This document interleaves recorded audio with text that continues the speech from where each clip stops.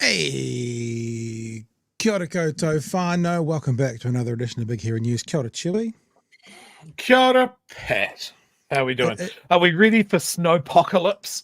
Oh, I keep hearing this, but when you're new to Dunedin and you come from a part of the world that doesn't really get snow, and you all of a sudden hear about snow coming, 9 times out of 10 when they say it's coming, it never turns up. So we'll wait and see. It's a semi-sad day here in Dunedin, semi-sad day in New Zealand with the passing of Martin Phillips, of course, a Dunedin icon known for the Dunedin sound and known from the lead singer of the Chills. If you're not sure who we're talking about, do you want to bring your image up first, Chewy?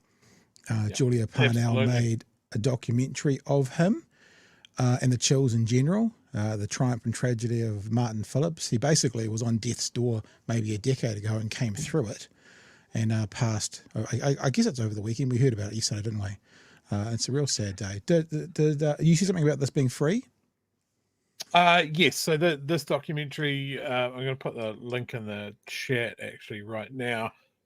This documentary is free for the next 14 days. Yeah. It is a fantastic documentary. I must admit, when I came down to Dunedin, being as much of a music head as I wasn't about the Dunedin sound. Right. Jingly jangly pop guitar sort of stuff. And that when I moved down here, that had long sort of passed and fizzled. Yeah. But in recent years, the Chills put out the 3 best records they've ever done in the last 8 years, and had basically a late career resurgence. Yep. And this documentary covers all of that, all of the establishment of the Dunedin sound, the tumultuous times that the Chills went through, and how difficult at times Martin Phillips was, right up to a very confronting trip to the hospital to find out how much liver function he had left after. Basically got told he was going to die, eh? Basically got told, this is it, mate. You turn your toes up, it's all over. Yeah.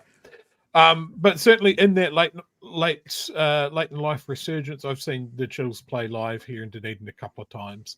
And I feel really dumb for writing it off when I was younger, because it is something quite exclusive to here, and it's so appropriate. So there's the documentary. Also, if you're watching us, especially on YouTube, you will recognize this banner because this is the banner of the show. There are several things that happen on this channel. Only one thing really of the last 12 months, but I used to do a podcast here called The Department of Conversation. And if you go into this page anywhere and you put either the words Julia Parnell or Martin Phillips, you actually get a podcast I did with Martin. I did one with Julia on her documentary. She also made the 660 documentary. So I've actually talked to her twice. One was for the 660 documentary, and then one was for the Chills documentary. And I also, where did I put it, got to spend, a couple of hours with Martin doing a podcast with him as well. Just get out on the road and tour. There's, that's your market. Well, that's fine if you're Northern Hemisphere, and in the case of the Chills, it's like $25,000 to get us there, just airfares, accommodation, paying people's jobs. So your first 10 shows pay for. So that's that was I didn't know him personally, but kind of knew him sort of professionally in the world of broadcast and podcast and that, and so very sad day. And so if you look up his name on the YouTube page or Julia Parnell, you'll find both. If you've got his name, you'll find him. If you've got Julia Parnell, you'll find. Oh look, there's the old studio. There's Jason at the top, and then me, and then one of the old studios. We did that several times. We're it's a bit of a sad day, always a sad day. And I'm not sure exactly how old he was, but this was only 3 or 4 years ago. So what does he look there? 50s, mid 50s? So he probably was only 60, I guess. Yeah, he was 61. Oh, there you go. So yeah, that's very early in this day and age, isn't it? Yeah. Yes. Anyway, so very sad, and much love to his family and friends. It's a loss for sure. Now tonight on the show, I made a bit of a goose of myself today. I was trying to set up an interview with someone who had written a piece for The Conversation, which is very apropos to what's going on at the moment with boot camps, gang patches, and abuse and care. And I'll just mea culpa. I realised late this afternoon I'd been emailing the wrong person. So I'd set up an interview for someone who'd written an article, and I realised at about 4:30 this afternoon that I'd been communicating with the wrong person. So I had a brain fart over the weekend, and I was trying to connect with two people, and I connected the wrong one to the right. So we haven't got that interview, but we are going to talk about it as well.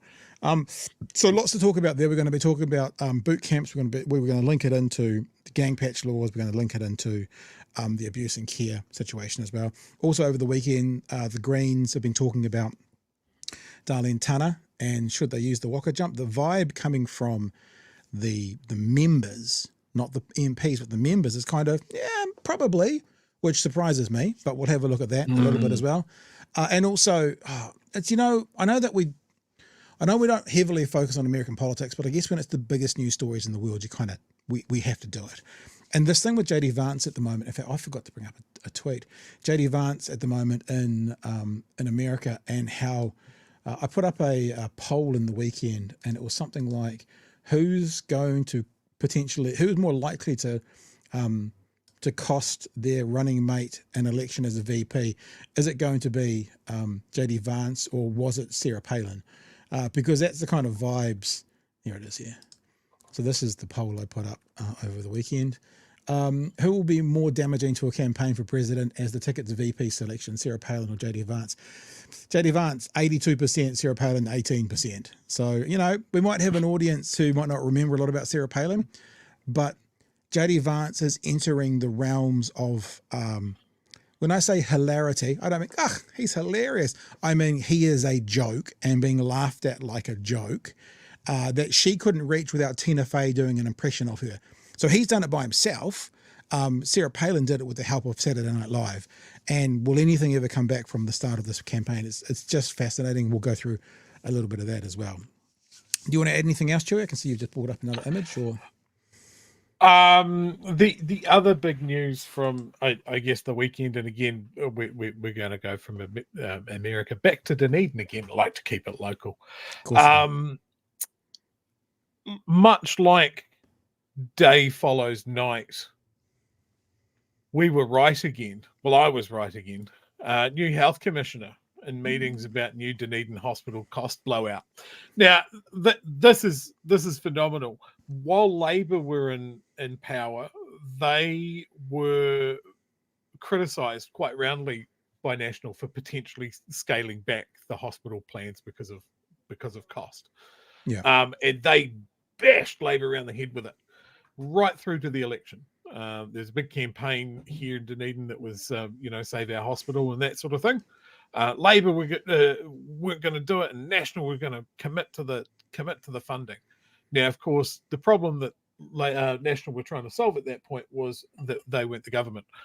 correct. Now they are the government, and the problem that they are trying to solve is, oh shit, we made promises. So the new health commissioner has come in and is basically looking at capital expenditure. And of course, the most capital of that is building a new fucking hospital. Now, this is a once in a generation build. This is the hospital that is supposed to look after the lower half of the South Island. Yeah, and it's bigger. It's not once in a generation. It's like if a generation is 30-ish years, it's like a once in 3 generations, this expenditure. Yeah. Previous hospital got built in the 60s. Yeah, there you go. So 60 years ago. To give it some scale there. So 1 and 2 generations at least. Yeah. And much like when we talked about the ferries and we talked about everything else, they are not accounting for population growth. Yeah. So the moment that they open the door on the hospital as it stands now, it's already behind the 8 ball as far as population growth.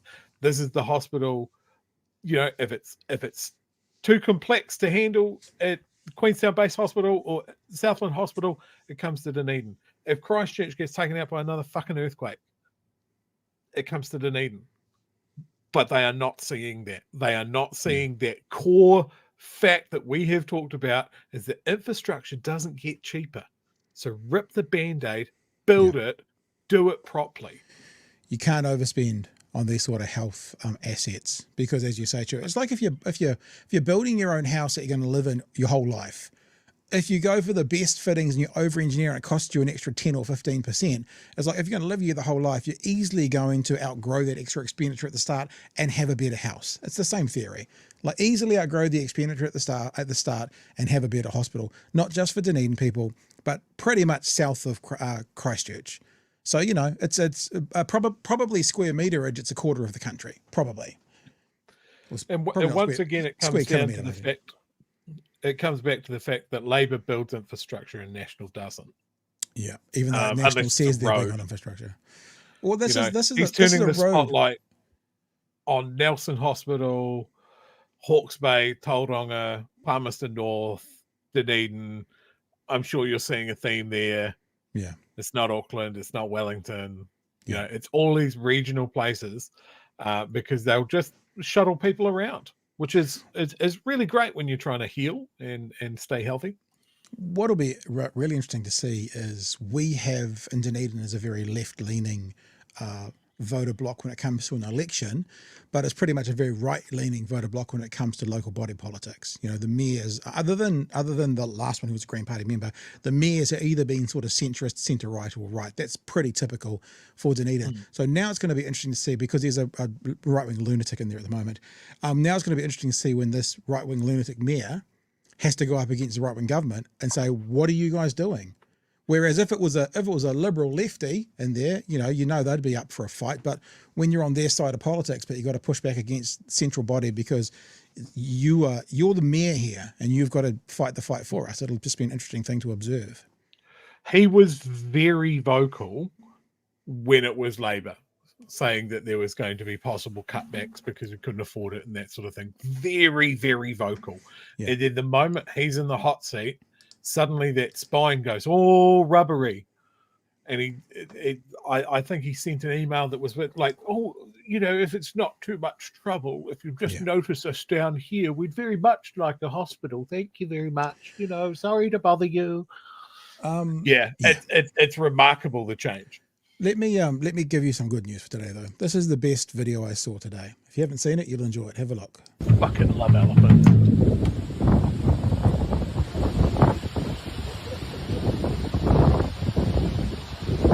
Look at the dexterity on that trunk. Oh, that's the new drummer for the band Mastodon.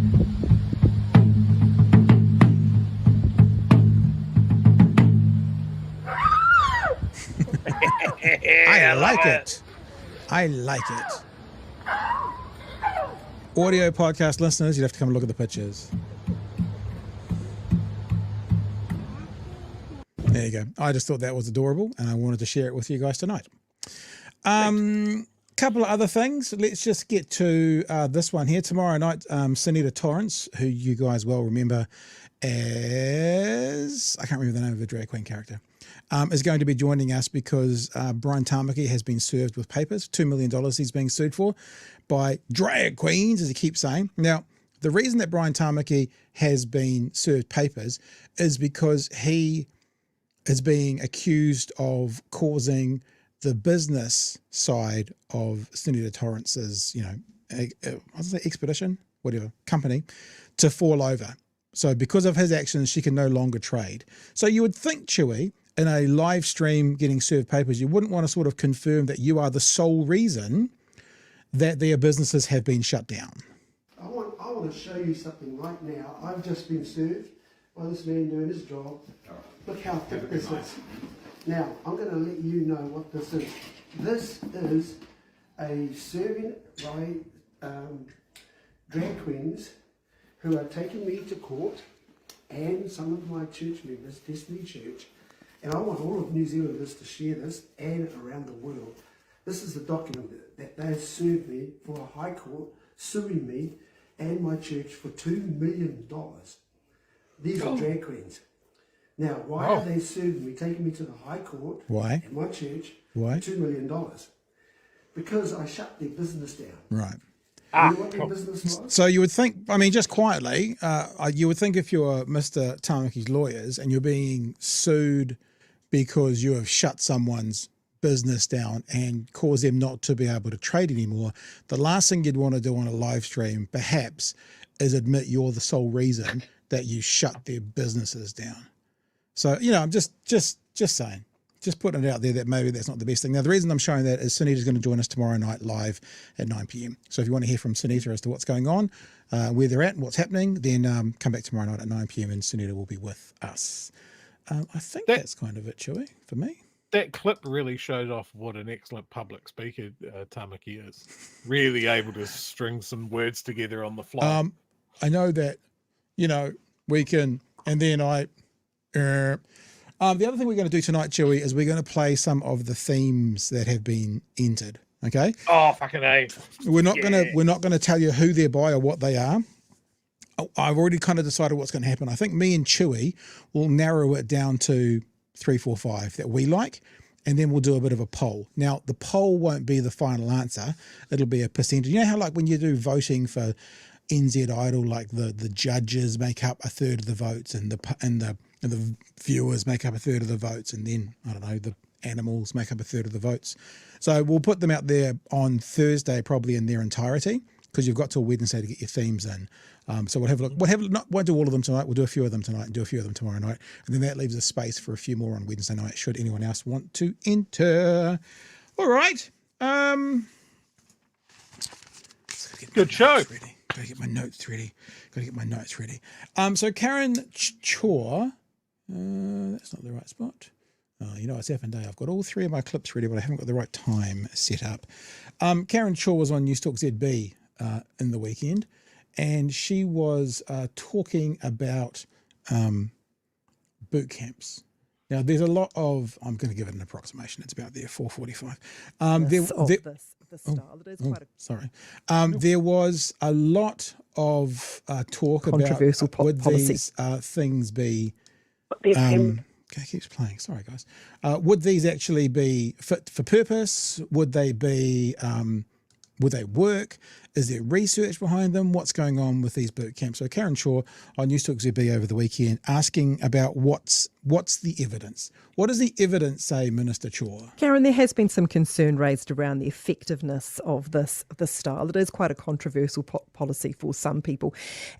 Has this been created, you know, with evidence? You know, has evidence been used to come up with a plan here that you know is going to work? No. We've looked at programs that we've run in the past. We've looked overseas at programs that have... Looked at what we've done in the past, looked at overseas so far. That's what you're saying. Just making it clear, everyone. Looked what we've done in the past, looked overseas. been run. But what I would also like to say is what I inherited when I came in as Children's Minister... Finished. There's the research. Like, finished. Moving on. Just making it clear, moving on now. Looked at what we did, looked overseas. That's it. So that's up to them, the answer to what's the evidence. Just was not acceptable. These young people were sitting in these youth justice facilities with no hope for the future. If I can add some hope for the future and some rehabilitation for these young people, which was much more than what they were getting, and what they were getting was not working. And the evidence to that is the crime out in our communities right now. So if we can give something a go, that will make a real difference in these young people's lives and in our communities and lessen the harm in our communities, then I'm all for it. So you're confident that... So what's just happened is she said, what we did in the past, what other people have done, that's our evidence. And then the response is, as is always, blame Labor. Labor bad, that was the other part of that answer. Now she's going to get asked, you know, are you saying that these are definitely going to work? And guess what, Tree? She won't answer that question. these camps will make a difference. I'm confident that we're doing everything we possibly can to make a difference in these young people's lives. But let's not ignore the fact that it may not work for every young person. Yeah. That's it. So it may not work for every young person. Can you give us some commitments that it's going to work? Nah, it's not going to work for everybody. So that's where she's at. Chewy, it's all pretty standard from this national government, telling us their research involves what they used to do and what other people do. Labor bad, and this is not going to work for some people. Your thoughts? That was such a fucking just begging for a follow-up question. Oh, we've looked at what we've done in the past. Okay, did any of those work? No. Did it work? No. It's super high recidivism rate. But moving on. Okay, but did you look anywhere else? Yes, we looked overseas. And did any of their boot camp programs work? Well, no. No, they didn't. Like, famously, none of these boot camp courses work. The only ones that do are the ones where the participants are volunteers. Yeah, well, it's an interesting you would say that. That's the only time it works. Well, what comes out in this interview is these participants are volunteers, because there's actually no laws to do this right now. They can't legally do this. They can't legally put someone in. So this first section is volunteers, and then they're going to give the judges the power to do it. So it's just something, because I didn't know that either, something to put out there. Second part of the conversation. Now, look, the other thing is this is a Sunday morning show that's kind of a magazine style show. So it's not a hard news show. Francesca Rudkin is a fantastic broadcaster. Many people will have heard her before in places like RNZ. This used to be Kerry Woodham's slot from 9 till midday on a Sunday morning. So whilst I agree with you, Chewy, I would love to have been in that seat and be able to go, and then what, and then what, and then what. It's kind of not the style of this magazine style show. It's all it's sort of more conversational and, soft. I don't want to say light-hearted. Well, safe, soft, but the same for everybody. Soft and safe for everybody, no matter who you are in there. So the conversation does go on to talk about abuse and care and how that relates to boot camps. And let's just continue on and see what they've got to say about that. Less than a week after the release of the abusive care report, and of course, that report talks about the abuse in boot camps which happened in the 1990s. What is in place to make sure that's not going to happen here? Yeah, first of all... Great question. Yeah, real good question. Mm-hmm. And here comes... she answered it. I'll be fair, whether you believe or agree with the answer, there is an answer to that. I'd just like to acknowledge what those young people suffered on Great Barrier Island. Te Whakapakare program. And what they went through there. Those people should never have been allowed near young people. There was no training with the staff that were meant to be taking care of those young people. It was an isolated island. It was a perfect storm for perpetrators, and it should never have happened.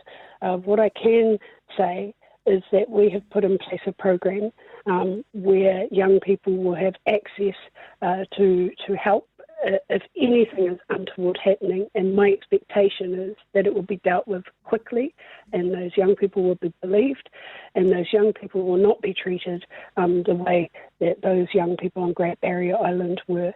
That was there you go. So there's some things put in place. They are putting some things in place, more so than the last situation. But, it then just has to come back to, do you think that this government can actually do it, Chewy? Because that's always a big question around what these guys are doing. Yeah. It's just great acknowledging that a previous attempt has failed horribly, as an example of it definitely won't happen this time. It's fantastic. The timing shoddy, the methodology shoddy. 9 out of 10 of those kids, they're Māori. Yeah, cool. But that. Oh, it's just so bad. It's so bad. Yeah. No, look, and I agree with you. I guess, and I'm not saying give them credit, but I am saying that they do have answers in place for some of the things that they're being criticised for. Like we just said, these are volunteers. They're not they've had the option given to them by judges, but they can't be sentenced by judges. But when you say they're volunteers, I mean, I would assume the other is either go here or go here. So it might be sort of a forced choice, but it is still a choice. And again, they do give answers for what's happening after the 3-month period. So this is actually a 12-month course. The first 3 months are in care, that sort of thing. And then there's 9 months when they're back out in the community. We'll hear again, there are some answers here. It just depends whether you believe them or not, or whether you think they can fulfill them or not. So this last kind of 60 to 90 seconds is what happens after the 3 months in care, and then how do you measure success, which I think is probably the most important thing. How do you measure success for this? That was unacceptable and absolutely gut-wrenching to read about. But this is not what we're doing here. Karen, just very quickly for a listener who's asked, look, where do the boys go after the first 3 months once they've been in the camp? So the biggest focus that we have is in the 9 months of transition back into the community, making sure that that's done safely and done well, whether that's supporting the family with the young person coming back home or supporting the young person into employment or into a home. They'll also have a one-on-one mentor that will follow them through the whole process, who will help them navigate what they need as they go along. It's an intensive case management for each young person when they go back out into the community to make sure that they have the supports when things do get tough. They have somebody that's backing them and helping them. And finally, Karen, how do we measure the success of this pilot? Then what we need to do also is, in the past, we haven't collected the right data to understand what has happened once these young people have left these military-style camps or academies like the MAC program. And we need to actually understand where the failings are. So we will be following these young people quite closely, seeing how they transition back into the community and pivot as needed, so that when we do continue this program in the future, we can learn as we go along. Now, Chewy, if a Labour Party came out and said, there are some young people who need a lot. See, this is the difference, right? These people are basically saying there are these young people who, that's how it feels, young people who need to be punished. This is how we're punishing them. If a Labour government came in and said there are some young people that need to be helped, what we're going to do is we're going to give them 3 months of intensive help in a set-up situation. Then they're going to be 9 months where there's support for them and their family. They're going to have a one-on-one mentor for a full 12 months. It's going to support them when things get really tough. You'd probably go, okay. That doesn't sound like a terrible method. Now, because that's what they've said, that's what she just said. I wrote it down. She was saying it. Support, once they come out, support for family, support for the young person, one-on-one mentor for 12 months, and support when things get tough. That is like a brochure. Don't sound terrible. So what's the story? How can we trust? What's the how are they going to outwork this? Do you know what this feels like, Pat? Tell me. Going into the election, tough on crime, boot camps. We all remember boot camps, right? Military discipline, rah, rah, rah. Yep. Now they're in and they really have to sell it to everyone, not just their own voters. Yep. So now we get the wraparound support bubble that would not have bought them votes last year. Yeah. Yes. That sounds too namby-pamby, doesn't it? No, but what you're implying is it's not a terrible sounding plan. And I'm kind of going, look, for example, DGI makes a really good point. What support? Yeah, that's really good point. Give us details. This one-on-one mentoring, tell us. Want to know details. Yeah. Who's it going to be? What is their qualifications? Yeah. And it's that sort of stuff. Like if she's saying, yeah, look, there's going to be long-term support, mentoring and monitoring, fantastic. Tell us more details about that. Yeah. You know, is this just going to be like, well, we say mentor, but mentor in the same way that a parole officer is a mentor. Yeah. You know? Again, where is the evidence? What are you making this up on the fly? Because none of this was mentioned beforehand, and it just seems to have been drip fed out on the show. It's not high up there as far as what they want to tell people about, and it is awfully thin on actual hard information. Yeah, well, as Peter says here in the super chat, thank you for the super chat. The devil is in the detail. 100%. I am absolutely happy to eat crow if this is the one time a boot camp program works. If these guys are shunted off the path that they're on, and they all get good jobs and live long, happy lives, fantastic. But we keep coming back to the fact that's not what we see traditionally. I wonder if part of it, and we're going to transition to the second part of this conversation because there is an article out this weekend on The Conversation which looks into the research of this. I wonder if in part, okay, let me put on my Pollyanna glasses. Do you know what I mean when I say that? Pollyanna, rose-tinted glasses, like everything is going to be fine. Everything's wonderful, those glasses. That Did National play, hardball to get the votes because they knew that their racist underbelly of New Zealand would vote for them if they said tough on crime? And are they now going to deliver something that's less stringent than what they told people? Now, I don't feel like that is the case. But like I said, if a Labour Green government came out and they said, one-on-one mentor for 12 months, supporting when things get tough, support for the for the whānau, support for the young person after a 3-month block course, probably we wouldn't roll an eye at that. We'd probably go, oh, that sounds pretty good. So is it that we just don't believe them, don't trust them? Is that what it is? And are they the group because they've changed so much from what they pledged and are not doing and have brought in things that they never pledged to do that it's like, okay, if you say that, now prove it, like you said. Maybe that's what it is. Yeah, no, that's generally the vibe that I'm with, and again, this seems to be like full wraparound support and surveillance and ongoing mentorship and that sort of thing. We've talked a little bit about the cost of this, and look, I'm going to be the first to cop to the fact that, like, again, if it punts these guys out of the path that they're on, then it's money well spent. Yeah, $500,000. $500,000, but it just seems awfully convenient that it is a blank check, no expense spared for something like this, and everything else we've spoken about has to be penny pinched. So Gold says we don't believe or trust them. That's a fair position given their recent history. There was another one by Brother Monk says that's what it is. I'm assuming that's a response to what I just said. We just don't trust them. So let's move slightly for this conversation, and let's go into this article written by a couple of academics, one based at AUT, I think, and one based in Melbourne. The title is, and this is the interview I stuffed up today, guys, and I'm sorry again by that, it was completely my fault, but we'll just go through a couple of parts from it and see what they say. Gang crackdown, why anti-patch policies backfire and what would actually work. It's a very good article. We'll try and link it in the description. You should go have a look for yourself.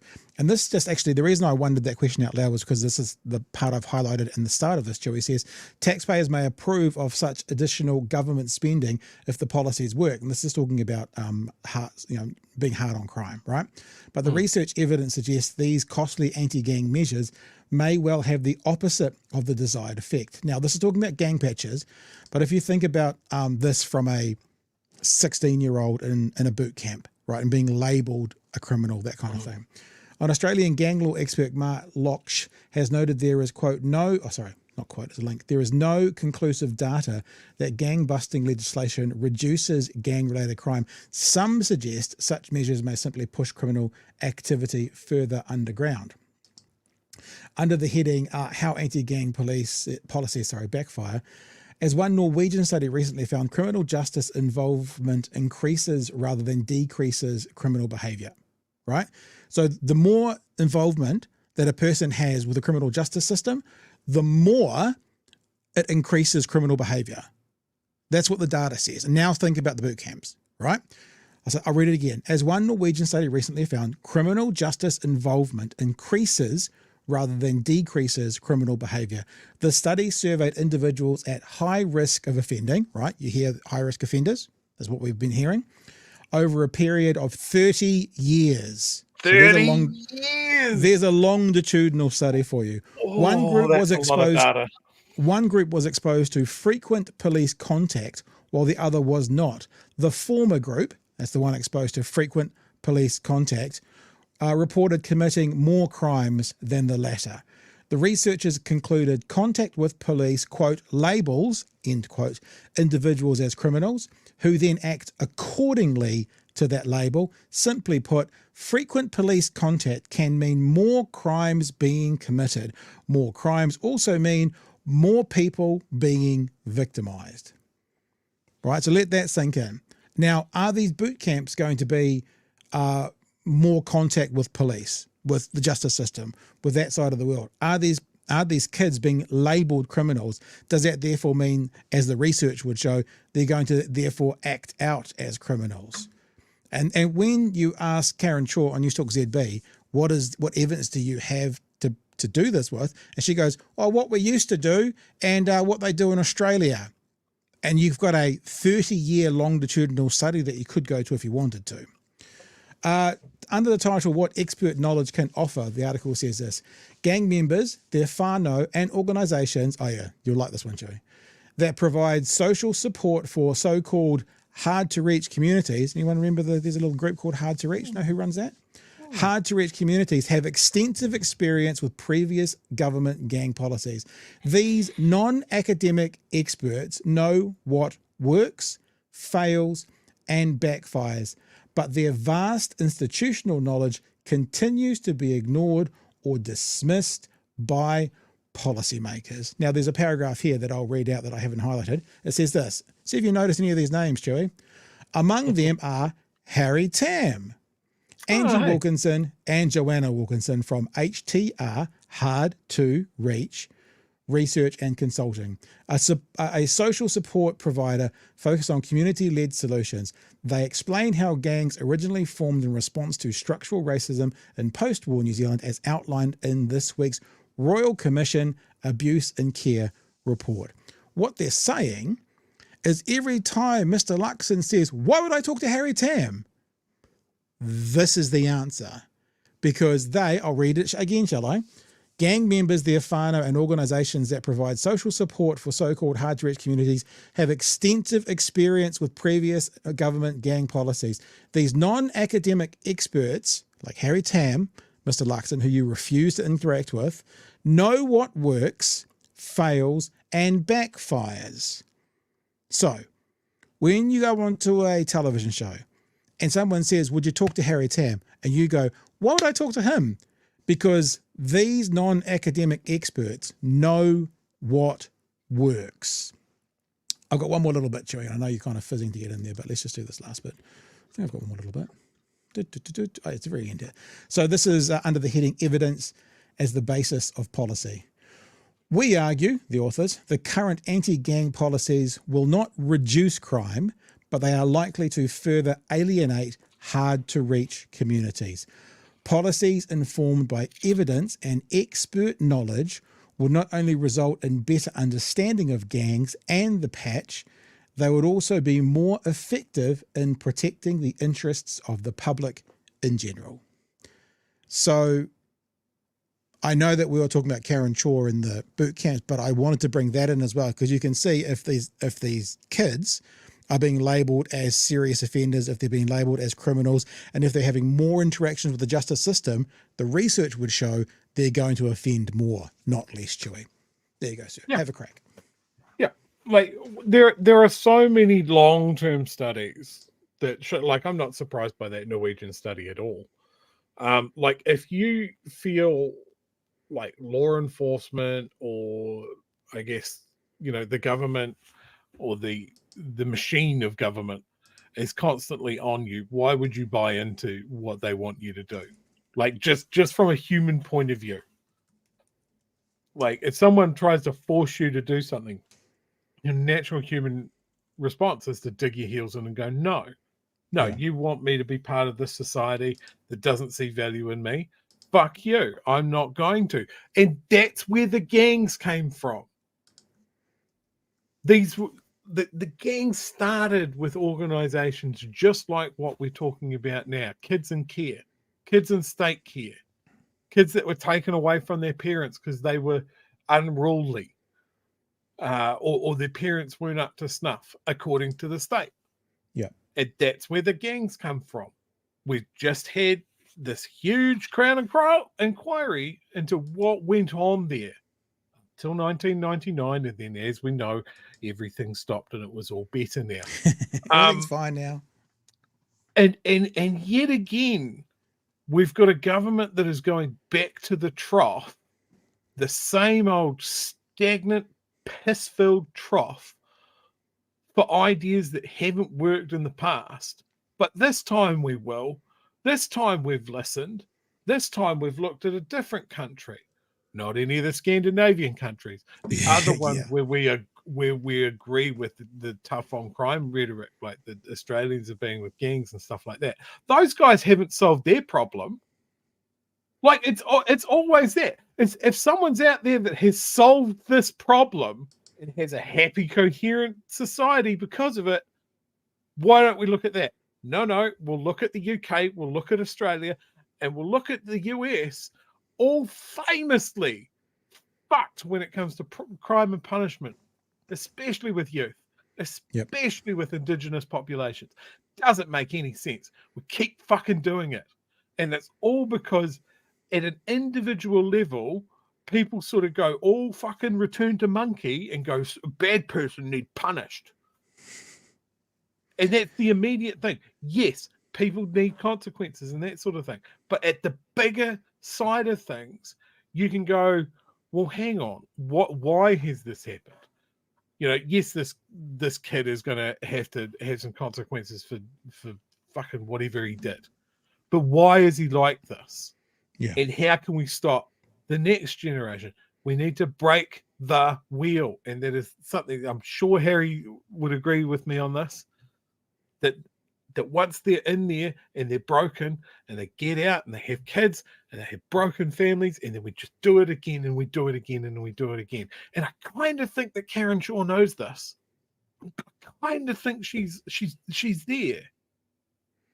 But then he's gone completely the wrong direction. I don't know if I'll get raked over the coals for saying this, but I've done a bit of research on Karen Chhour, and before she got into politics, she was a property manager. And that seems to be the area of work she worked in. Okay. Well, I retract my statement then, because property managers are the worst people. If there was some sort of camp for property managers, I'd vote for that. There's not a bigger leech on society than a property manager. I don't know if she was a property manager. The stuff I said was worked in. Now, could have owned it. I don't know. And look, anyone could be a politician. I get it. Anyone could be a politician. But to be making decisions and passing legislation and fronting kind of youth criminal justice, I would hope in an ideal world someone would have some, love or hate Mark Mitchell, he was in the police, you know?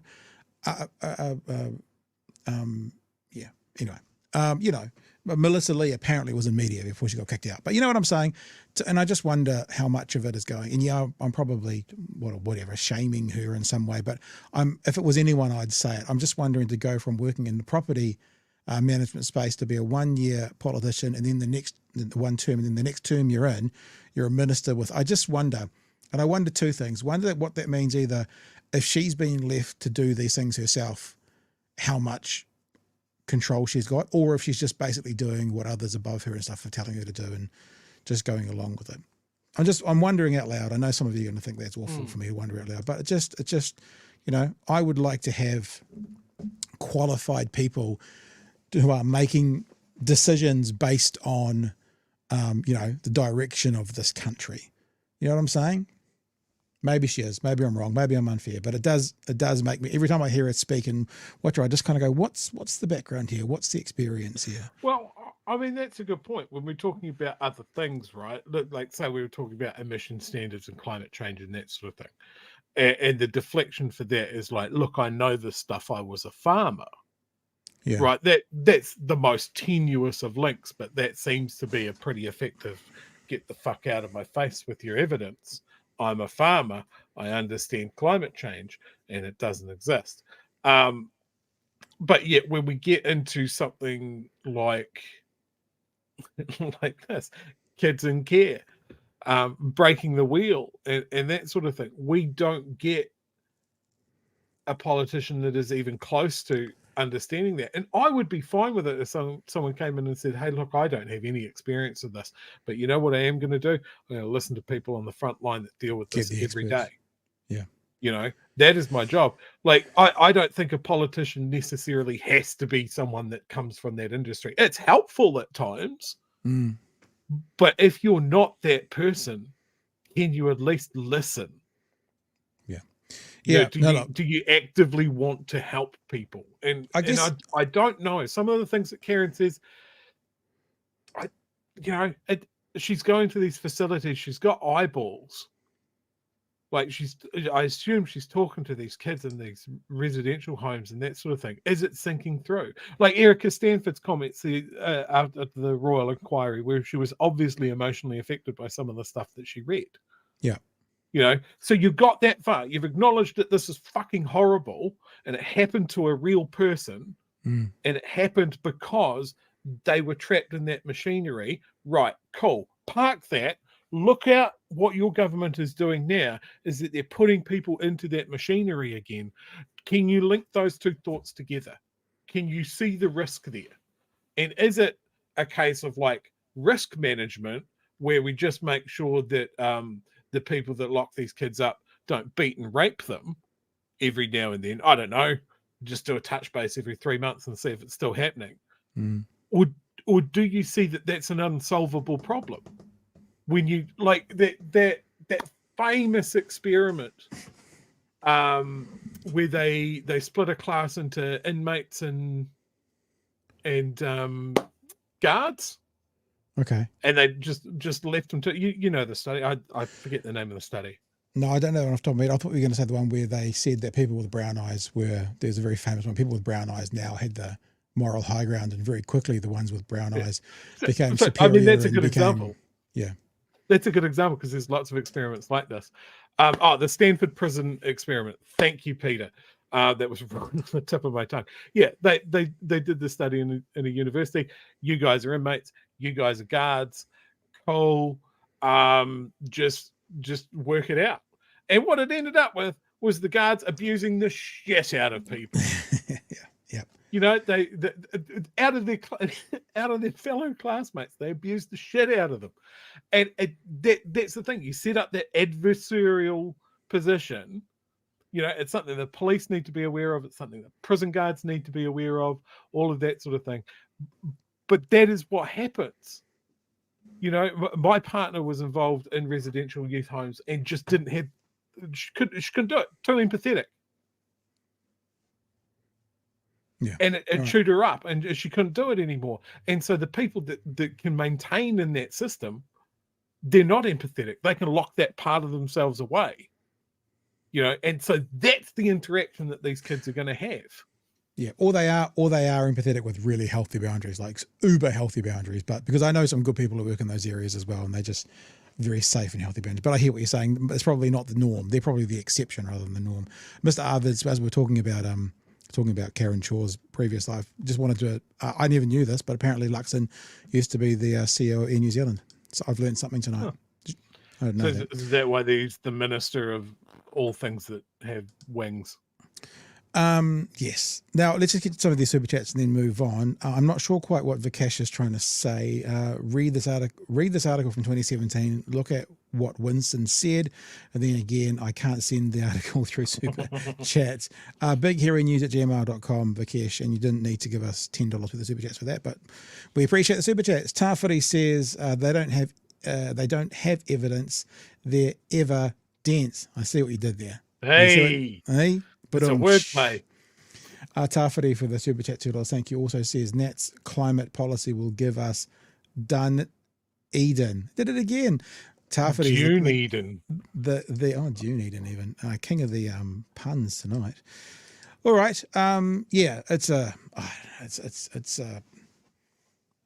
I'm sometimes a bit of an optimist at the best of times, but it's just like I just don't trust. I don't trust. And I don't trust based on, like a previous texter said, based on the evidence before me of the last 12 months. Yeah. And look, I would love to eat crow, and I would love to be wrong about all of this. I would absolutely love it. I would gleefully be wrong about this. Yeah. Unfortunately, because of history and context, I don't think that I will get that opportunity. But we'll see. Let's keep trucking. Greens had a conference over the weekend. In that conference over the weekend, they started to ask the question and begin the process to force Darleen Tana out of Parliament. We said last week that they probably wouldn't use it. The members of the Greens, not the MPs, but the members, the party members, seem to be keen to shuffle old Darleen Tana on. Let's have a listen. The Green Party has taken the first step to invoke the waka jumping law, sending a formal letter to the ex-MP Darleen Tana. The process to expel her from Parliament has to go through.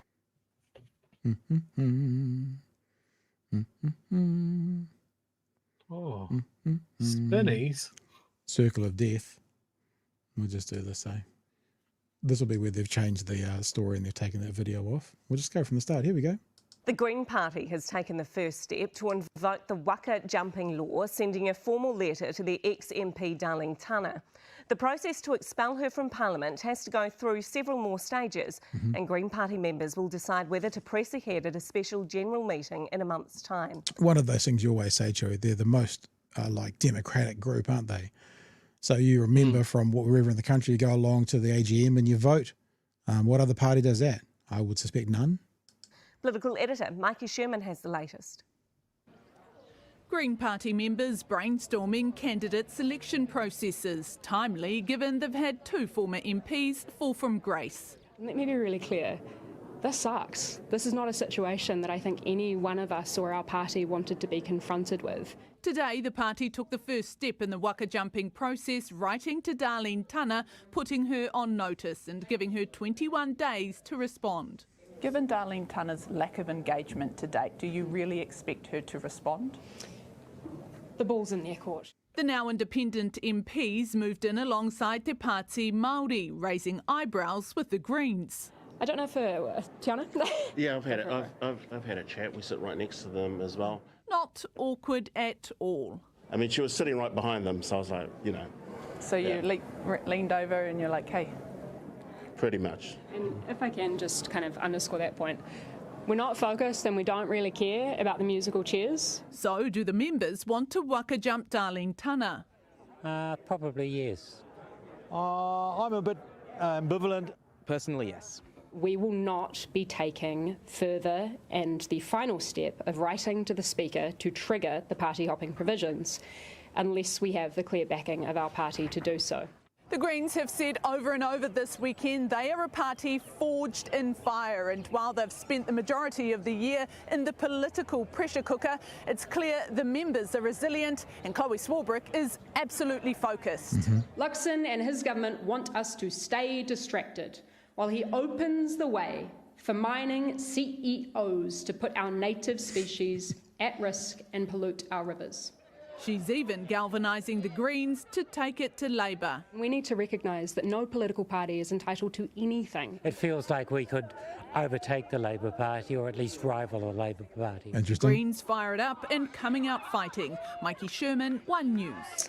So there you go, Chhour. It seems that they're putting them in place. I still kind of feel that this party that was very, very anti the waka jumping laws, waka jumping, I don't know. Like I said last week, this won't make any difference to the parliament makeup. It's not like it's a one-seat majority, and there might be a time in the future where they really do have to go against an honest held belief from the past, and this doesn't feel like this should be the one you lose it on. You do it for the one that matters. This one doesn't. But I'm not there to make the decision. Yeah, I'm a big supporter of the Green Party, but I am not a Green Party member. I don't think they should. I don't think they should do it. I understand what they're saying, that hey, look, it ruins their proportionality. They've lost a vote, essentially, in the House. But I think when you've been so vocal against something, to then turn around at almost the first moment that it's convenient to do so, it's fucking annoying. I understand how attractive that would be. But yes, I think this is another example of, because the Green Party's processes are so democratic and so transparent, it is going to be like airing dirty laundry again. So hopefully they can just find out what their membership wants to do and then just do it. And they can just go, hey, look, we are doing this because our membership has told us that they want it done. Yeah, democratically, yeah, you're probably right. They'll get shit over it, but they'll go, yeah, well, I guess what we do is we put it to our members, and if they decide that they're going to change our policies, and that's how we run it. How do you decide what you're going to do on the 9th floor? They could play it off well, so to speak. Yeah. All right. In the comments there, hey, you're dead wrong, Chewy. I might be. It's an opinion, so probably not. As I said, I'm not a Green Party member, so I don't have a say in this at all. I can appreciate both sides, but yeah, you can't be wrong on an opinion. Well, you can be, but we're not necessarily either. James says, did you know that Luxon left Air New Zealand $3 billion in debt? Yeah, that seems to be the MO. Camaram, watch out for a creepy and unlikable politician lurking around. He's like to Snapchat minors and send frantic emails. Apparently he's the worst. Okay. Mr. Arvid says, Tana's pronouns comment was super icky. Was that when tonight in the article? Is that what you're saying? They, them sort of thing, because they never walk alone, that we commented on at the time. Yeah, and look, I mean, there was a little bit of pushback from that on YouTube over the weekend about that was a bad call by us. It's just, we were just saying it was incredibly interesting timing, especially because, and I don't know if you noticed, but in that article, Chloe referred to her as them, to them as them. Mm-hmm. And that's what we were saying. It just seems to be an odd coincidental time. That's what we were really talking about. Because all of the literature didn't have they, them in them anywhere that Tana had worked with. That's what we were. And like my comments around that at the time were like, it doesn't feel genuine. It feels like throwing a smoke grenade. And I felt that because of that, it cheapened anybody that does use those pronouns. You know, if it's genuine, awesome. But maybe that wasn't the time to roll that out. James says Greens were against waka jumping because of freedom of speech. That's not the issue here. I see. So maybe if someone breaks ranks to want to speak truth to power, so to speak, and then you kick them out anyway. Yeah, if that was the situation, then I guess that's not the situation here, is it? It's not like a Labour or let's say a National Party MP kind of going, I disagree with this, I think you're wrong, so I'm going to get out of the party. And then they kick you out. That is very different, I guess. Because it doesn't seem that any of the policies have changed or the ideas have changed. So, yeah, okay, I understand. And Tawhiri again, thank you, super chat there. Last one, she's causing them a Tana problem. A ton of problems. I had a thought just right there as well. Oh, the other thing I want to comment that this whole Tana thing has done is caused a little bit of a schism within the party, and that a bunch of members have resigned their membership over this. Oh, really? Of the Greens? I don't know if you've seen the story, including a local Dunedin councillor. There was an open letter read at the AGM, basically from Māori and Pacifica members of the Green Party that were unhappy with the handling and how Tana has been treated, to the point where they have resigned their membership. Okay. Now, again, I think that comes under the umbrella of, because there's such a transparent party, it's the airing of dirty laundry. Yeah, right. But some people feel very, very strongly about this, and if any of those people that sort of have resigned their membership want to clarify that for me, I'd love it if you could drop us an email and just run us through it. Yeah. Because that kind of surprised me, just from news reports that we'd seen, that there was that much of a ruction within the party, and I don't even know how big it is, how many people have pulled the pin. Alrighty, hey, let's have a couple of minutes of fun. Now we are we've got another story to do about the American election and stuff, but I want to play, I don't know, 2 or 3. I'm not going to play the whole thing, so some of them are very long. This is quite exciting, guys.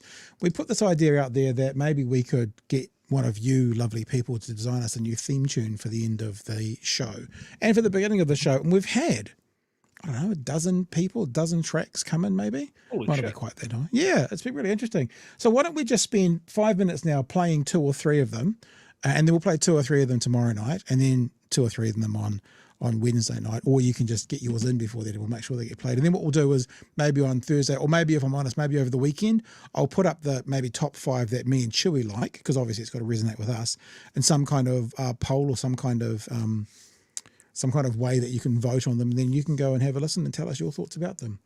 And I'm not going to say who any of these are from, right? I'm not trying to, and Chewy, as much as you can, and as much as how cool these things are, try and just hold your thoughts and opinions as well. Let's have a listen to this one. There's no lyrics in this one, and it's unashamedly a metal theme.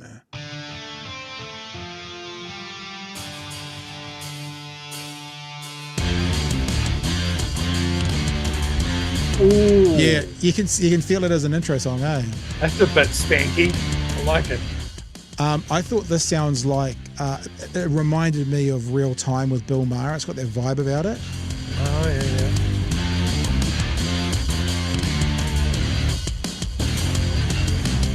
And for all the people who have put time and effort in, man, we're really thankful. It's quite lovely and gratifying. We talk about having community here, and for us to be doing, this and actually having people want to contribute, knowing that most of you aren't going to get anything for it financially, certainly.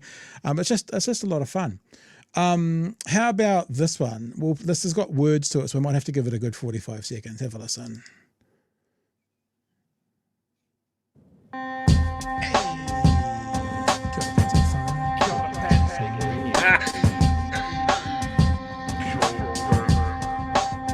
Help us settle a debate, whether it be thoughtful or funny, even if we're all creatures of hate.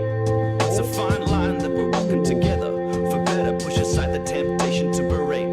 Let's take a note of the corners we stand in. As many points as the hairs on my chinny chin chin. When the news that we're watching is hairy, knowing all the things that we need to be wary of. Like the rich have the handout for rewards, while the many have to work out what they can't afford. And the rest of us ain't paying attention, or maybe have questions we're too worried to mention. There you go. It probably needs a little bit of a mastering that, because the lyrics and the thing are a bit, but yeah, it's very good. It's got lyrics. People have sent us the lyrics, what they are as well. One of my favourite lines there is the chinny chin chin. That's the best line. I like that one a lot. So let's do a couple more, shall I? We'll do a couple more. And obviously we don't have time to play all of them. Oh, come on, get out of there. Get out of there. When you don't cue things up. How about this one? Like this is specifically as an intro theme. You listening? Here we go. Kia ora. You have been viewing a BHN podcast. Oh no, that's the exit one. Personally, I'm just relieved someone is trying to cover matters in their entirety. And that's the T. So what did politicians say exactly? Why are they passing those legislations?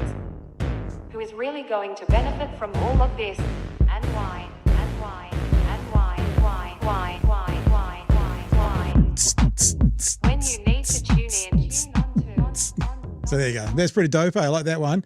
And I think this goes hand in hand with another one, which is The Show's About to Begin. Have a listen to that, and then we'll wrap that for tonight. The Show's About to Begin one. Here we go. Ladies and gentlemen, and whoever else may be listening, kia ora ta. This is an official warning that the BHN show is about to begin. What politicians said exactly? Let's start at talking about policies and party parties and what about legislation? So blown out, I like it. Say again? This has got blown out. So much space. It's great. This has got a great line at the end where it says something like the exit rows are on the sides of your device or something like that. Have a listen. Button started. BHN. Together we can make a change. Turn to BHN. Turn to BHN. Button started. Please fasten your seatbelts. The exits are located on the buttons and switches connected to your devices. Hello. Oh, there is a possibility you are about to be informed on the current affairs in New Zealand by two big hairy blokes. Did you get that line? You have been warned. So yeah, look, honestly, guys, it's actually really great. It's really amazing that some people have put a lot of time. There's more. Well, that's all we'll do for tonight, right? There's more. And if you want to get your thoughts in and get your entry in, remember, we're giving away $500 to someone because we offered 250 and someone said they'd match it as well. So it's $500. So yeah, it's pretty cool and it's lots of fun. And thank you so much if you've been a part of it. Though. Yeah, I know. What a spread. I assume the Scar one that I requested is coming later on in the week. Oh, I don't know. But I don't know. Oh, you're not even going to tease it for me. Okay, that's fine. I don't know. That's fine. I'm sure it's happening. I'm sure it's happening. It's been a lot of fun keeping an eye on the American election at the moment. Mr. JD Vance, this dude here in the background, the former president of the United States gets, wow, there's questions around, did he get shot now? There are some images of his ear, and it doesn't look like there's very much damage there at all. Bro. And he said in one of his farts out on his social media that he had lost the top part of his ear. It doesn't look, no one's suggesting that the assassination wasn't for real, obviously, but how ridiculous would you have to be to play up on the assassination attempt. Like how much worse is it to play up on the assassination attempt, like pretending you're much more injured than you really were, than it is to kind of talk it down. Like I actually think it's worse to do the other. Anyway, he survived an assassination attempt, and he still couldn't crack 40% in the polls, Chewy. So that got him into 40%, the 40s for likability. And now he's had JD Vance come on board, and there is lots of talk going around that he is unhappy about JD Vance. They selected JD Vance honestly thinking that Biden would stay. So they've set up this ticket to fight against an old doddering white man, and now they've got a young, vibrant, young 59, young for them, African-American, part Indian candidate, and they don't know what to do. And we said this last week, the right at the moment are running around screaming, this is not fair, this is not fair, and the left in America at the moment is just smashing the right. It's really interesting. JD Vance is not helping the situation. I won't give away too much. Let's just have a listen to, this is a terrible television station, but it does a nice little sort of 90-second synopsis of what's been going on. And there is a revenge of the cat ladies coming. Have a look. Don't mess with the cat ladies, a comment made by Donald Trump's mess with the cat ladies. Has struck a nerve across the country. He once called Kamala Harris and other politicians childless cat ladies. Now women who have cats and no kids are... Notice who's over the shoulder? just a couple of high rollers, Taylor Swift and Jennifer Aniston. So that's who he's insulting. Just, they've got no influence at all, Chewy. No influence whatsoever. Good Lord. Passing off the Swifties. Hitting back, including Jennifer Aniston and a lot of Swifties. As Amber Cogliano reports, the claws are definitely out.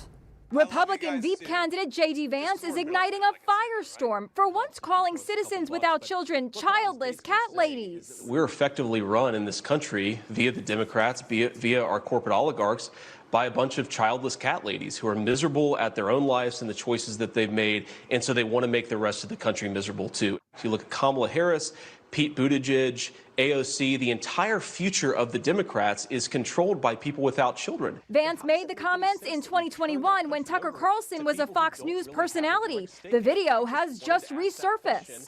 There are people who have chosen not to have children for whatever reason. There are people who want to have children who cannot. How dare you? I am hearing from so many girlfriends, lifelong Republicans, that are so offended.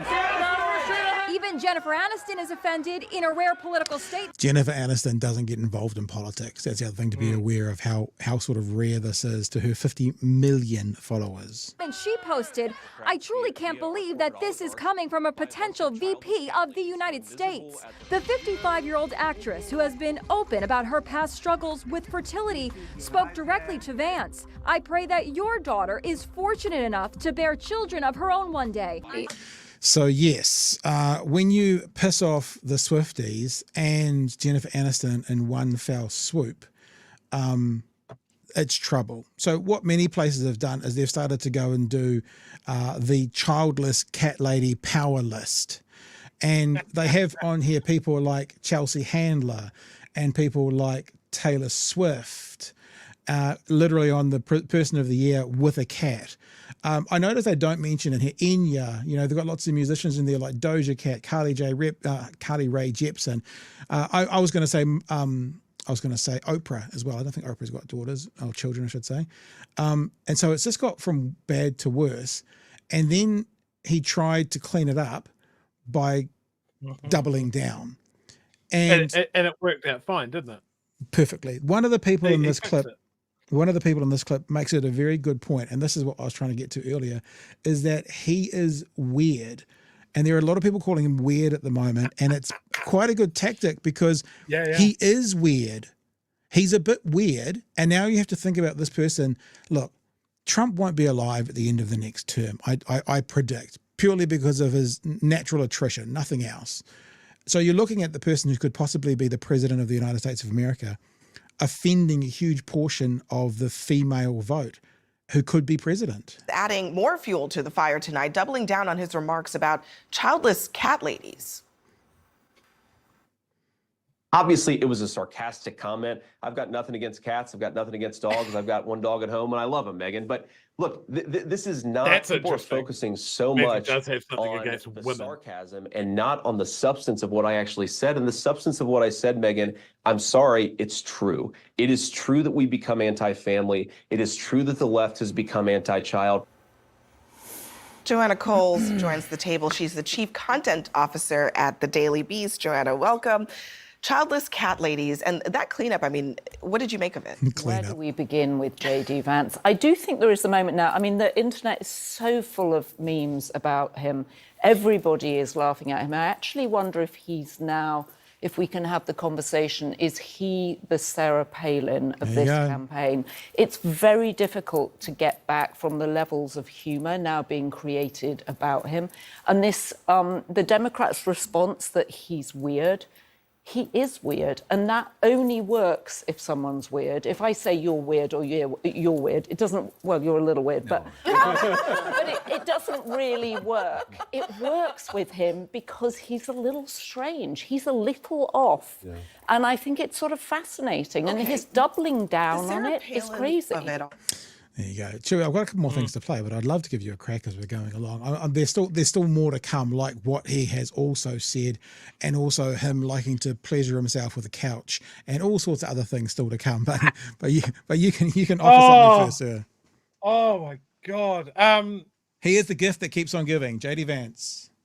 I mean, the whole thing of like, oh yeah, you're concentrating on the sarcastic comment I make.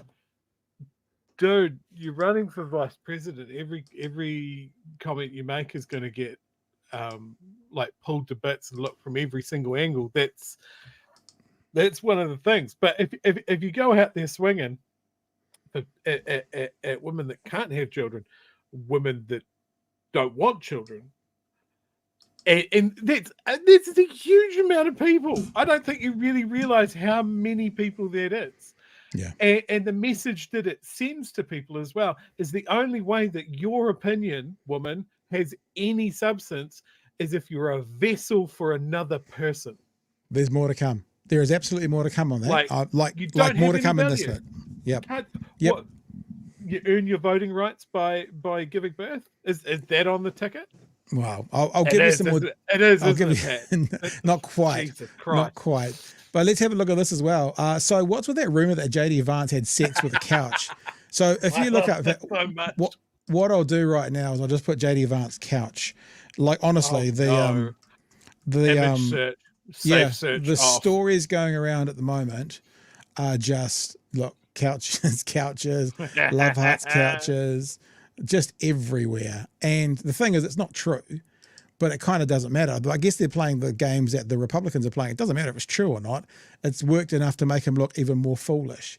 On July 15th, the day the Ohio senator was confirmed as Trump's 2024 running mate, X, formerly Twitter, user, and person's name, wrote that, quote, can't say for sure, but Vance might be the first VP pick to have admitted in a New York Times bestseller to fucking an inside-out latex glove shoved between two couch cushions. Vance Hillbilly Elegy, page 179 to 181. While Vance's memoir contained plenty of gross generalizations about blue-collar working-class Appalachians, he did not actually describe a sexual tryst with a hapless piece of upholstery. Regardless, the claim took off with vengeance. So he's a laughing stock for what he said, and he's a laughing stock for things he hasn't said, but it's become the perfect target of memes. Sorry, Joey. It's also a brilliant illustration of something that the right are really good about, is that you can go, okay, so the evidence shows that it's not actually true. Yeah, but I'm choosing to disregard the evidence and I free speech. To say that J.D. Vance had sex with a range of lounge furniture. Chaise lounge. Fuck your facts. Fuck your feelings. Fuck your sofa, J.D. Vance. And you were saying before about a woman's value, right? So this is one of these moments where it gets so very, very close, and why I would almost support what he's about to say, that people who have children should pay different tax rates. Have a listen. I'll go back to something I said earlier about we need to reward the things that we think are good and punish the things that we think are bad. So you talk about tax policy. let's tax the things that are bad and not tax the things that are good. If you're making $100,000, $400,000 a year, and you've got 3 kids, you should pay a different, lower tax rate than if you're making the same amount of money and you don't have any kids. It's that simple. I totally agree. So, Chewy, do you have any ideas why I think that's not a terrible policy? Shall I just tell you? Because most people who have lots of kids are poor. They're not people with $100,000 income or a $400,000 income. In America, they're often poor and brown. But so that's not who they're thinking of. They're thinking of wealthy white people with 4 kids, different tax rate. They're thinking about the people in my gated community.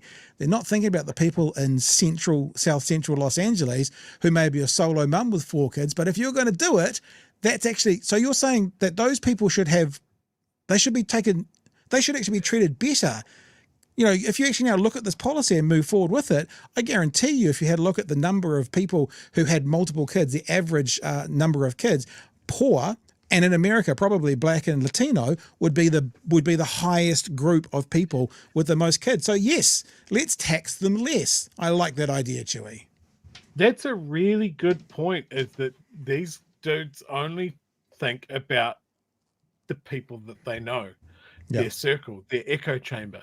They are only thinking of white right-wing Americans for all of their policies. Yeah. And they think it's going to work because they think they have that all nailed down. His idea makes sense for the people that he knows. Yeah. It's that fucking shallow. Yeah. Yeah. Oh, he's this close, but wow. he's this close.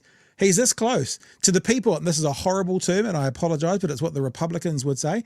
It's this close to understanding that the people that they call, quote unquote, welfare queens would do quite well under a policy like that. So yeah, go for it. I'm down. He's vile. He's vile and stupid. And there's one other aspect to this conversation from the weekend, and that is the rumors are that Donald Trump Jr. is the person that talked his father into going with JD Vance. Nice. And now I want to show you this clip to see if you can see a panicked Donald Trump Jr. When you panic, you tend to kind of, you're a bit edgy and you kind of talk a bit quickly and that kind of stuff. This has not been sped up, right, in any way, shape, form whatsoever. Donald Trump Jr., for some reason, interviewed JD Vance on a podcast or something like that. And I get the sense he's panicking. He's scared he's going to be written out of daddy's will or something. This is a few clips smashed together of Donald Trump Jr. Talking to JD Vance. Have a listen. Like, there's some of them are like, we don't even want white women. Like, it doesn't, like, we need to check like 3 or 4 boxes so you can end up in, like, if you're like, a trans communist, this, that, and the other, like, you too can be the CEO of a Fortune 500 company with no experience whatsoever. He's actually spent real time with them. Like, and he's sort of, I would say he's the blue-collar billionaire. And 15 years ago when I said it, people used to shit all over me. Like, what are you talking about? I'm like, you don't understand. And now they understand. What the borders are, wrote the article. It wasn't even like we're the same. Are you following any of this? Remember, this is clips clunked together, but a person who's a bit nervous? Literally save democracy, because it's literally at risk, JD. That's why I keep notion that, democracy is all things, but if the elite, meaning, Barack Obama, the Clintons, a couple billionaire donors be like... Yeah, the elite billionaires, like your father? No, not him. He's not elite. But hang on, what? Okay, this isn't working. We're going to take everything we gave you. We didn't give you any other options. We threw, RFK off the ticket. I think you've got the idea. To me, I sense a panicked man because Daddy's probably not that happy at the moment about a certain choice made for VP who... Rumour has it, Junior talked him into. And it looks like Junior's trying to do as much work as possible, as you can see by the number of words spoken, to try and help JD Vance not be the weirdo that he appears to be. Chewy. I'm going to go with the chat here, as it might be a little bit of panic, but it's certainly a fuckload of cocaine. Could be that. Or maybe not. Maybe not even cocaine. Maybe it's like a legal stimulant or something as well. But yeah, that was also mooted. Holy shit! That I mean, it's pretty clear that the Trump kids are trying to position themselves for politics at the same time. Why would you? Honestly, why would you? If you could have hundreds of millions of dollars, the money. Yeah, but you've got enough. You got more money. Like fucking what's his son-in-law? Look, Jared Kushner got given $1 billion by the Saudis to invest in his so-called company. Why would anyone? Well, I mean, if you've got hundreds of millions of dollars, why would you want to go to politics? To a president. Yeah, he's adjacent absolutely. to a president. Absolutely. You know, you might be in the hot seat and not be making much money, but everybody around you's making it up, and they're all given the, render to Caesar what belongs to Caesar. That's what they want. They want a dynasty.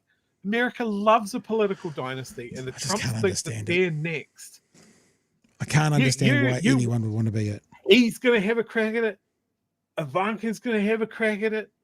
You know, it's we're looking at decades of this shitty family. Like I would, oh God, the things I would do to get rid of them. Just out of my brain.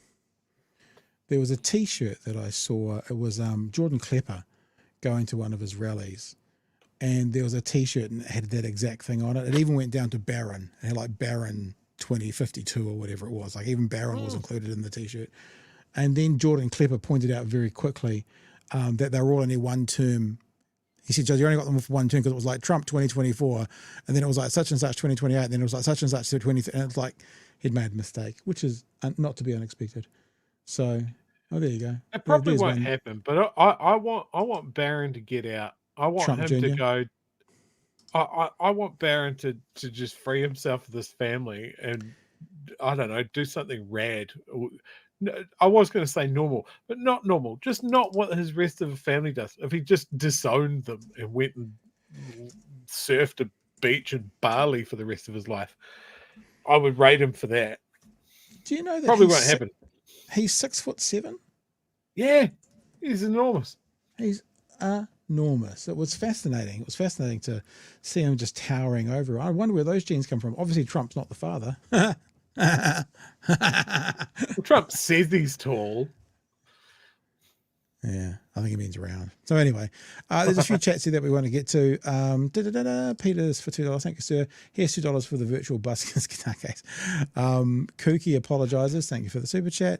Peter again says, a man who likes the thrill of the chase. And then Kiwi for $2. Thank you for your super chat. Mana, make America normal again. So they're up to date now with all the super chats. Is there anything else in the chat you want to get to? Did you? Don't answer me. Don't answer which one it is. But what we played tonight, did you have a favourite of those themes? Oh, hard to say. Yeah, I think so. Out of the three that we played, I think I have a favourite there, and it's all up for grabs when we play some more. Yeah. As far as chats go, I've got a couple. This is coming back to the hospital discussion we were having at the start. Dunedin Hospital will eventually get run down to I don't know, one of those portable cabins that you buy from the warehouse, I assume, at some point. One of those mesh tents, one of those green army mesh tents. That'll be super good. Army's already got them. Cameram says, National said, let's get this country back on track, and all we've got is undemocratic laws, under urgency, bumbling incompetence, cruelty, and society regressing in so many areas. Yeah, very good. Backwards. Well done. And Pam says, our Nelson Hospital is a shocker. Reminded me 2 weeks ago how bad it was. It's too small, chaos, people in corridors and beds. It's an old, out-of-date, deteriorating place. Staff are wonderful and deserve better, and so do we as patients. I can also comment from a hospital that I visited, unfortunately, over the weekend. Not the one here in Dunedin, but I had to go up to Timaru Hospital. And when I was a young fella, a lot of experience with that hospital. My younger brother was very, very sick when I was a child, so I spent a lot of time there. Right. And when I went in there, it looks like they've done the hospital up. Fantastic new lobby and that sort of thing. And as we went through the hallways and we got to the stairwell where the lifts were, I recognized that stairwell from when I was 5. Wow. Like, it is unchanged. So they have almost put a new front door on this hospital from the 50s and gone, job done. The thing about the Dunedin one that I don't understand is it's going up. Like the front facade is going up. What are they going to do? Are they going to make them put up 3/4 of the facade and go, right now, stop there, lads. we're not going to do it. Like it's being built. It's not like it's on the plans and they've cut the budget back to take a wing out. It's like it's going up incredibly quickly, or at least the facade around the outside is. So I don't know how they can change unless they're just going to basically now say, well, there's going to be no beds, no MRIs, no X-ray machines, but you'll have the building and some pillows. Like, how are they going to cut back? So essentially, you've kind of nailed it there. As there are there's the essentials. Yeah. For the hospital, that's not up for debate. But then there's a list of the nice to haves and the sort of future proofing. So there's a second MRI room and that sort of thing, and they've got to sort of build that in. It's very hard to retrofit later, so it would be great to have it in there, but it's also very expensive. There's also expansion wards. There's also the teaching annexes for the hospital and that sort of thing. Obviously, Dunedin Hospital is a teaching hospital as well. And a lot of that sort of stuff is like, well, maybe we can do that later. And what do we know about infrastructure if you put it off and you do it later? It's going to be fucking more expensive. Yeah, Marzipan's got it. Toyota Corolla of hospitals. Just need a nice second-hand Corolla of hospitals. Just a new Corolla would be fine. We're not asking for a fucking Ferrari hospital. We're just not a 1996 Corolla. We're looking for a brand new Corolla that will last fucking 50 years, not one that's already 25 years in the hole. All right. Brian Turner says go with the golf carts. I'm not sure why, unless Brian's been watching laser beam videos on Fortnites. So that maybe he's been watching that. That's what I've been doing. I'm addicted to those videos. Is there anything else, Sir Chewy, or are we done? I think that has covered everything I have to talk about. So yes, let's stick a pin in it. And sure, they got the news. Big Harry style, keeping it loose. New Zealand, where the politics play, they bring the truth every single day. Talking about the mess all over the land. They shine a light with a mic in their hand. No time for cheese, just facts straight up.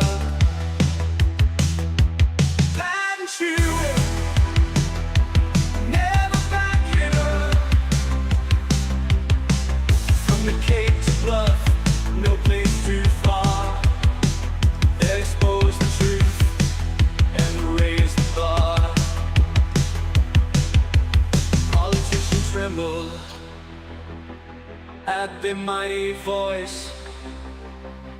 Cat and Chew, they'll make the right choice. Thanks, team, for being a part of what we do. I appreciate you all for watching and being a part of it. If you want to help support us, then you can head to patreon.com/Big Hairy News. If you've got a theme tune to get in, you've got till Wednesday night. That's the last day of the month. And then we'll make a decision next week on what it's going to be. I want to say a big apologies. I want to apologise to Lost Soul, who I'd left off the credits for a very long time. So I apologise, Lost Soul, but you're in there now. And look, what I'm going to do is a stock take of the credits as well, because I need to check in on it, and probably going to get my 17-year-old, she's 18 now, to do the stock take. That's it for us. Thanks, team. Back tomorrow night, 9 p.m. live with Sunita Torrance talking about the lawsuit. Chew, anything from you, sir? Be nice to each other, because everything else is shitty. All right, team. All the best. Catch you tomorrow night. Hooroo. Cheers, fam.